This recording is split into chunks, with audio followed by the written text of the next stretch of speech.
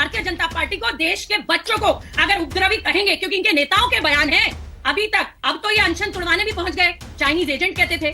देश के बच्चों को ना जाने ये विदेशी फंडिंग आ रही है, ना जाने क्या क्या आ रहा है, अब ये बयानों से पलट गए, उन्हीं बच्चों से नेगोशिएशंस कर रहे हैं। और अगर ये अभिजीत दीपके के बयान की बात कर रहे हैं तो सौरभ दास का मंच से बयान है कि भारतीय जनता पार्टी ने 2000 से 3000 लोग आरएसएस और बीजेपी के अंदर घुसाए हैं ताकि इस प्रोटेस्ट को बदनाम किया जाए। तो इस सीधा और साफ कहना है, भारतीय जनता पार्टी किसको कहती है हिंसक और किसको नहीं कहती, ये पूरा देश आज जान चुका है। और परसों ये कहकर धरना तोड़वाया गया कि देश के किसी बच्चों पे कार्रवाई नहीं होगी, और आज हॉस्टल से खदेड़ खदेड़ के बच्चे लाए जा रहे हैं बाहर। असली में अफवाह तो भारतीय जनता पार्टी फैलाने का काम करती है। ट्रक मंगाना, पत्थर भर भर के देश के टूटी हुई गाड़ियों को लाकर खड़ा करना, ये लोग बेनकाब हो चुके हैं इस हिंदुस्तान की जनता के आगे। और धर्मेंद्र प्रधान को क्या किया धर्मेंद्र प्रधान ने कि स्वागत किए जा रहे हैं चारों तरफ, जैसे बिल्किस बानो के बलात्कारियों के किए जा रहे थे। तो चलिए शुरू करते हैं। एक्शन।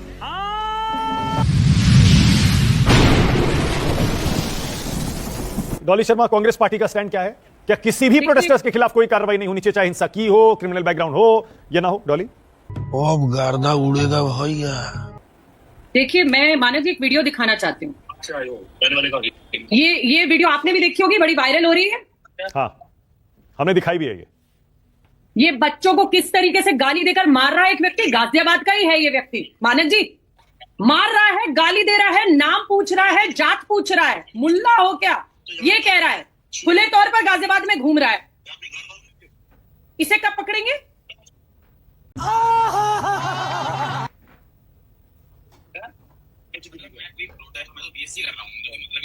चलिए ठीक है, ओके।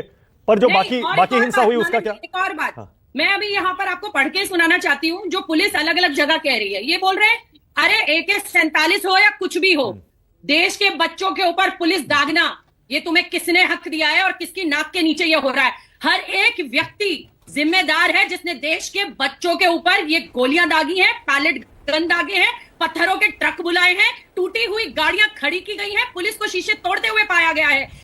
मुझे क्रेडिट नहीं चाहिए। ये खुले तौर पर जन जन ने हिंदुस्तान के ने देखा है, और इस देश की जेनजी ने ये साबित कर दिया है कि इस भारतीय जनता पार्टी का ये प्रोपेगेंडा वो चलने नहीं देंगे। टूटी हुई गाड़ियां लाकर इन्होंने वहां जंतर मंतर के प्रोटेस्ट के बाहर खड़ी करी, ट्रक बुला रहे हैं चारों तरफ से। ट्रक तो नहीं बुला सकते ना ये लोग प्रदर्शनकारी बच्चे, ट्रक तो इन्हीं की मर्जी से आ रहे हैं। और अगर उपद्रवी आ रहे हैं तो फेलियर किसका है? गृह मंत्रालय का और गृह मंत्री का। उपद्रवियों के खिलाफ कार्रवाई तो होनी चाहिए ना। डॉली प्लीज, डॉली ठीक है, डॉली जो आप कह रही हैं, जो आप कह रही हैं मेक सेंस, पॉइंट टेकन। पर जो उपद्रवी आए उन पर कार्रवाई तो होनी चाहिए ना, जिन्होंने हिंसा की उन पर कार्रवाई होनी चाहिए या नहीं होनी चाहिए? अरे कहना क्या चाहते हो? मानक जी, देश के बच्चों पर अगर कार्रवाई होगी तो हम देश के बच्चों के साथ खड़े हैं, और भारतीय जनता पार्टी को, देश के बच्चों को अगर उपद्रवी कहेंगे, क्योंकि इनके नेताओं के बयान हैं अभी तक, अब तो ये अनशन तुड़वाने भी पहुंच गए, चाइनीज एजेंट कहते थे। यही नहीं, अभी और सुनिए। देश के बच्चों को ना जाने ये विदेशी फंडिंग आ रही है, ना जाने क्या क्या आ रहा है, अब ये बयानों से पलट गए, उन्हीं बच्चों से नेगोशिएशंस कर रहे हैं। और अगर ये अभिजीत दीपके के बयान की बात कर रहे हैं तो सौरभ दास का मंच से बयान है कि भारतीय जनता पार्टी ने 2000 से 3000 लोग आरएसएस और बीजेपी के अंदर घुसाए हैं ताकि इस प्रोटेस्ट को बदनाम किया जाए।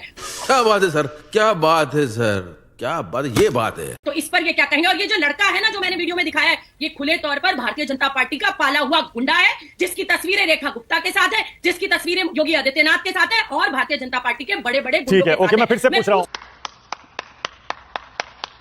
डॉली थोड़ी सी क्लैरिटी और चाहिए मुझे। मैं कह रहा हूं कि जिन लोगों ने हिंसा की, जो प्रोटेस्टर्स थे पीसफुल, उन पर तो कोई डाउट नहीं है, कोई केस नहीं होना चाहिए। पर जिन प्रोटेस्टर्स ने हिंसा की उन पर कार्रवाई होनी चाहिए या नहीं होनी चाहिए? डॉली, देश के बच्चों पर कोई कार्रवाई नहीं होनी चाहिए। ठीक है, क्रिमिनल ओके, कोई कार्रवाई करने के लिए रोक नहीं रहा। ठीक है, मुझे लेकिन सीधा और साफ कहना है, भारतीय जनता पार्टी किसको कहती है हिंसक और किसको नहीं कहती, ये पूरा देश आज जान चुका है। और परसों ये कहकर धरना तोड़वाया गया कि देश के किसी बच्चों पे कार्रवाई नहीं होगी, और आज हॉस्टल से खदेड़ खदेड़ के बच्चे लाए जा रहे हैं बाहर। असली में अफवाह तो भारतीय जनता पार्टी फैलाने का काम करती है। ट्रक मंगाना, पत्थर भर भर के देश के टूटी हुई गाड़ियों को लाकर खड़ा करना, ये लोग बेनकाब हो चुके हैं इस हिंदुस्तान की जनता के आगे।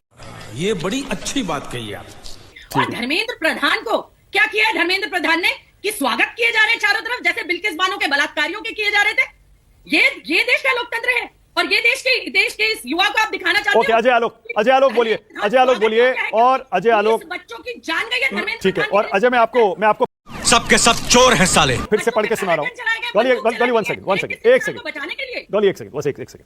मैं फिर से आज आपको पढ़ के सुना रहा हूं। नड्डा जी ने उस प्रेस कॉन्फ्रेंस के बाद, जो कि कॉकरोच जनता पार्टी के प्रवक्ताओं के साथ की थी, एक्स पर लिखा था, the government assured that no action will be taken against the organisers and protesters and no new cases will be registered in connection with the agitation. इसमें तो ऐसा लगता है कि पूरा ब्लैंकेट उनको इम्यूनिटी दी गई है, कोई कार्रवाई नहीं होगी, कोई एक्शन नहीं होगा। अब आप कह रहे हैं कि नहीं, कार्रवाई तो होगी। भाई कार्रवाई मैं फिर कह रहा हूं कि 25 तारीख को जो समझौता हुआ, वो दिल्ली में जो एजिटेशन हो रहा था, कॉकरोच जनता पार्टी जो ऑर्गेनाइज कर रही थी, उस एजिटेशन से जुड़े हुए तमाम चीजों पर अक्षरशः हमारी एश्योरेंसेस वही है। अभी मैं जब आपसे बात कर रहा हूं, मेरे पास बिहार पुलिस का एक विज्ञापन, प्रेस विज्ञापन अभी तुरंत आया। अब ये देखिए क्या कहता है, 25/7 को जन आंदोलन के दिन राज्य में कुल 694 लोगों को हिरासत में लिया गया। हिरासत में लिए गए 339 नाबालिग, मतलब 18 साल से कम, 339 नाबालिग और छात्रों को सत्यापन के उपरांत मुक्त कर दिया गया। हिंसक घटनाओं में सम्मिलित 355 व्यक्तियों को माननीय न्यायालय अग्रसरित किया गया है और न्यायालय ने उन्हें जुडिशियल कस्टडी में भेज दिया। न्यायालय को नहीं भेजना चाहिए था, देश के बच्चे हैं भाई। नहीं, क्या लॉजिक है, मुझे समझ नहीं आ रहा। इम्यूनिटी दी थी, ये वादा लॉजिक यही है। था, एग्रीमेंट समझौता यही था कि कोई कार्रवाई नहीं होगी। क्रिमिनल्स को कभी नहीं दिए, किसी क्रिमिनल के लिए नहीं कहा गया कि कार्रवाई नहीं होगी। मैं फिर कह रहा हूं, अब चीफ दीपके पे भी 12 केस हुए थे पिछले 20 दिनों के अंदर, सारे 12 केस वापस होंगे, क्योंकि वो ऑर्गेनाइजर थे, प्रोटेस्टर थे, मूवमेंट ऑर्गेनाइज किया था। रंका पे भी केस हुए थे, वापस होंगे। ये कोई वायलेंस में इंडिक्टेड नहीं थे, वो वायलेंस को रोकने की अपील कर रहे थे लगातार। चैनल को सब्सक्राइब करो पहले, हाँ जल्दी करो, मुझे